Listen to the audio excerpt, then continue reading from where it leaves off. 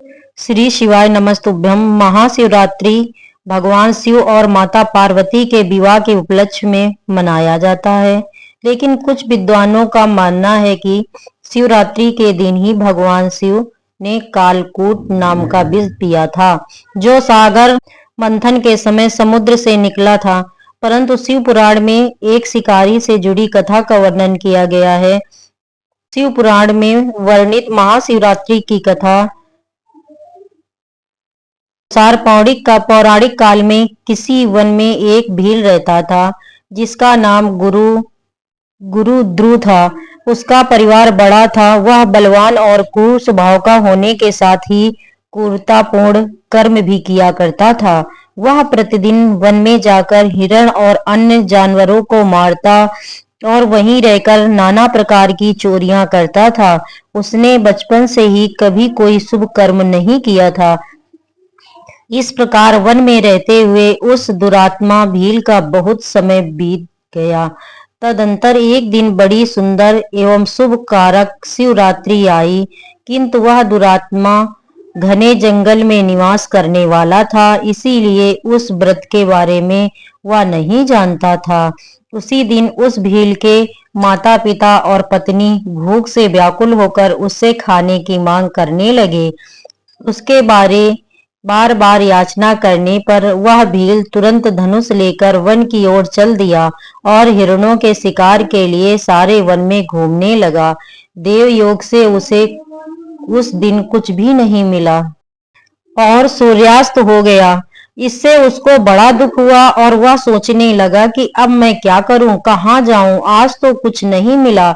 घर में जो बच्चे हैं उनका तथा माता पिता का क्या होगा, जो मेरी पत्नी है उसकी भी क्या दशा होगी। अतः मुझे कुछ लेकर ही घर जाना चाहिए। ऐसा सोचकर वह मैं कहाँ जाऊं, आज तो कुछ मिला नहीं है। घर में जो बच्चे हैं अथवा माता पिता का क्या होगा, जो मेरी पत्नी है उसकी भी क्या दशा होगी।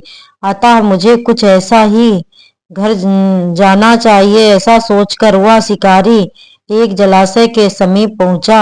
वहां जल में उतरने का घाट था। वहां जाकर खड़ा हो गया और मन ही मन यह विचार करने लगा कि यहाँ कोई ना कोई जीव पानी के लिए अवश्य आएगा। उसी को मारकर उसे साथ लेकर प्रसन्नता पूर्वक घर जाऊंगा। ऐसा निश्चय करके वह व्याघ्र एक बेल के पेड़ पर चढ़ गया। वहीं जल साथ लेकर बैठ गया। उसके मन में केवल यही चिंता थी कि कब कोई जीव आएगा और कब मैं उसे मारूंगा।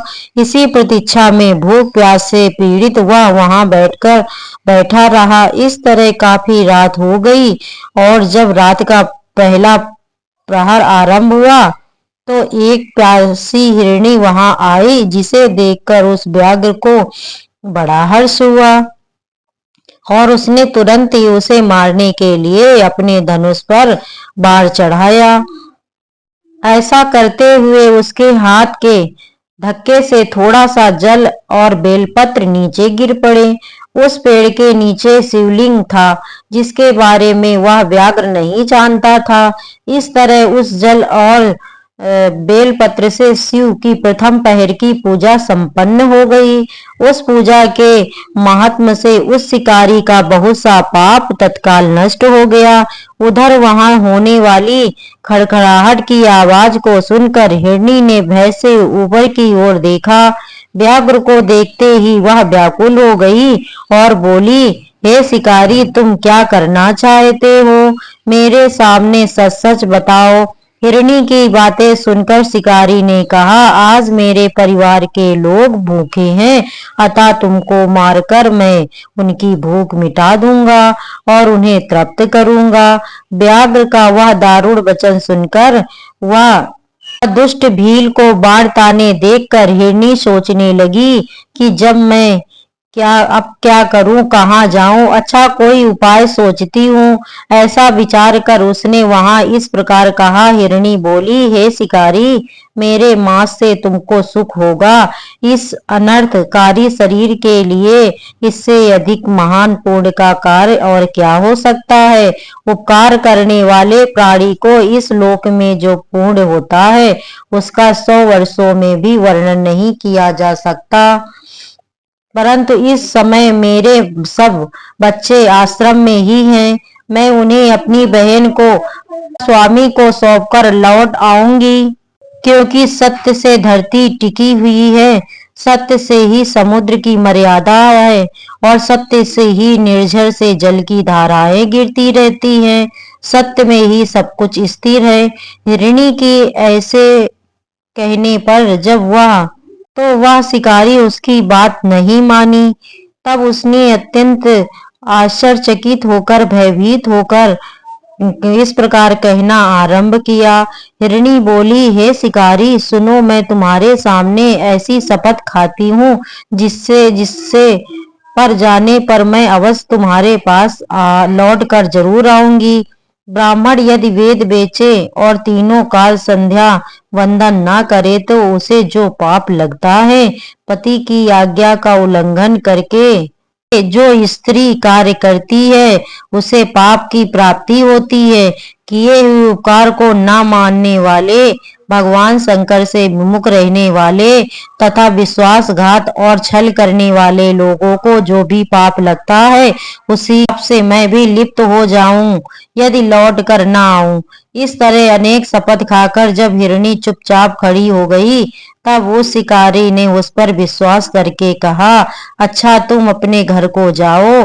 जब वह हिरणी बड़े हर्ष के साथ पानी पीकर अपने आश्रम पर पहुंची तो इतने में ही रात का वह पहर व्याघ्र के जागते जागते बीत गया। तब उस हिरणी की बहन बहन दूसरे पहर पानी पीने के लिए गई। उसे देखकर हिरण ने स्वयं बाण को कस से खींचा। ऐसा करते समय पुनः पहले की बात भगवान शिव के ऊपर जल और बेलपत्र गिर गए। उसके द्वारा महात्म शंभु की दूसरे प्रहर की पूजा संपन्न हो गई। यद्यपि वह प्रसंग वश ही हुई थी जो कि शिकारी के लिए सुख दायनी हो गई। हिरणी ने उसे बाण खींचते देखा, पूछा, शिकारी, या तुम क्या कर रहे हो। हे शिकारी, मेरी बात सुनो। मेरा शरीर धन्य हो गया कि किसी उपकार का की भागनी होंगी, परंतु मेरे छोटे छोटे बच्चे हैं, घर में हैं, अतः मैं एक बार जाकर उन्हें अपने स्वामी को सौंप दूं, फिर तुम्हारे पास लौट आऊंगी। हिरणी की बात सुनकर शिकारी बोला, मुझे तुम्हारी बात पर विश्वास नहीं है, मैं तुम्हें मारूंगा, इसमें संशय नहीं है। शिकारी की बातें सुनकर हिरणी भगवान विष्णु की शपथ खाती हुई बोली, हे शिकारी, जो कुछ मैं कहती हूँ उसे सुनो। यदि मैं लौट कर ना आऊं तो अपना सारा पूर्ण नष्ट हो जाए, क्योंकि जो वचन देकर उसे पलट जाता है वह अपने पूर्ण को हार जाता है।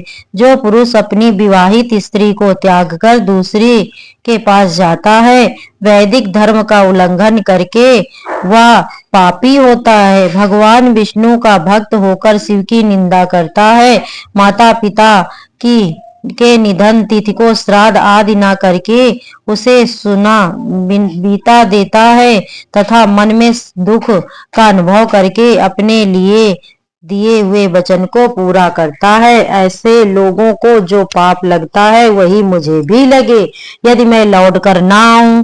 हिरणी की ऐसे बातें सुनकर वह शिकारी से कहा, अच्छा जाओ और जल्दी आओ। हिरणी जल पीकर हर्ष पूर्वक अपने आश्रम को गई।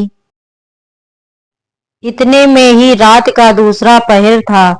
शिकारी के जागते जागते बीत गया। इसी समय तीसरा पहर प्रारंभ हो जाने पर हिरणी के लौटने में बहुत देर हुई।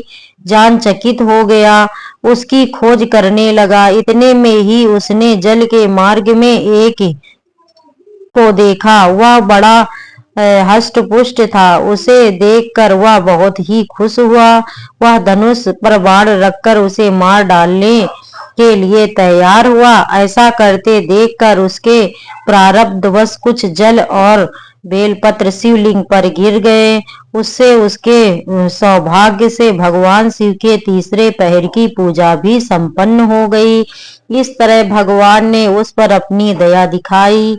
पत्तों के गिरने की आवाज सुनकर उस हिरण ने शिकारी की ओर देखा और पूछा, क्या करते हो शिकारी? उत्तर दिया, मैं अपने कुटुंब को भोजन देने के लिए तुम्हारा वध करूंगा।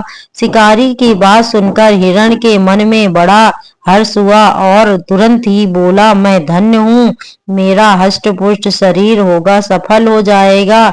क्या दूसरों के परोपकार के लिए किया हुआ कार्य सफल होता है, क्योंकि मेरे शरीर से आप लोगों की भूख शांत होगी। जिसका शरीर परोपकार के काम में नहीं आता, उसका सब कुछ व्यर्थ चला गया हो। जो सामर्थ्य रहते हुए भी किसी का उपकार नहीं करता, उसकी वह सामर्थ्य व्यर्थ चली जाती है तथा वह परलोक में नरकगामी होता है। परंतु एक बार मुझे जाने दो, मैं अपने बालकों को उसकी माँ के हाथ में सौंपकर और उन सबको धीरज बंधाकर यहाँ लौट आऊंगा। उसके ऐसा कहने पर शिकारी के मन बड़ा विस्मय हुआ। उसका हृदय कुछ शुद्ध हो गया था और उसके सारे पाप नष्ट हो चुके थे। उसने हिरण से कहा, जो यहाँ आए वे सब तुम्हारी ही तरह बातें बनाकर चले गए, परंतु वे अभी तक यहाँ नहीं लौटे। हिरण, तुम भी इस समय संकट में हो, इसलिए झूठ बोलकर चले जाओ। फिर आज मेरा जीवन निर्वाह कैसे होगा? शिकारी की बातें सुनकर हिरण बोला, हे शिकारी, मैं जो कुछ कहता हूँ उसे सुनो। मुझ में असत्य नहीं है। सारा चराचर ब्रह्मांड सत्य से ही टिका हुआ है। जिसकी वाणी झूठी होती है, उसका पूर्ण उसी क्षण नष्ट हो जाता है। यद्यपि शिकारी, तुम मेरी सच्ची प्रतिज्ञा सुनो। संध्या काल में शिवरात्रि के दिन भोजन करने से जो पाप लगता है, झूठी गवाही देने, धरोहर को हड़प लेने तथा संध्या न करने से ब्राह्मण को जो पाप होता है, वही पाप मुझे भी लगे, मैं लौटकर अगर ना आऊं। जिसके मुख से कभी शिव का नाम नहीं निकलता, जो असमर्थ रहता हुए भी दूसरों को उपकार नहीं करता, पर्व के दिन श्रीफल तोड़कर अच्छभक्षण करता तथा शिव की पूजा किए बिना और भस्म लगाए बिना भोजन कर लेता है, इन सब का पातक मुझे लगे यदि मैं लौट कर नहीं आऊं। उसकी बात सुनकर शिकारी ने कहा, अच्छा जाओ और शीघ्र वापस आना। हिरण पानी पीकर चला गया। सब अपने आश्रम पर मिले। तीनों ही प्रतिज्ञाबद्ध हो चुके थे। आपस में एक दूसरे के वृत्तांत को भली भांति सुनकर सत्य के पास में बंधे हुए उन सबने यह निश्चय किया कि वहां अवश्य जाना चाहिए। इस निश्चय के बाद वह बालकों को आश्वासन देकर वे सब के सब जाने के लिए उत्सुक हो गए। उस समय हिरणी ने अपने स्वामी से कहा, आपके बिना यहाँ बालक कैसे रहेंगे? हे प्रभु, मैंने ही वहाँ पहले जाकर प्रतिज्ञा की है, इसलिए केवल मुझको जाना चाहिए। आप दोनों यहीं रहे।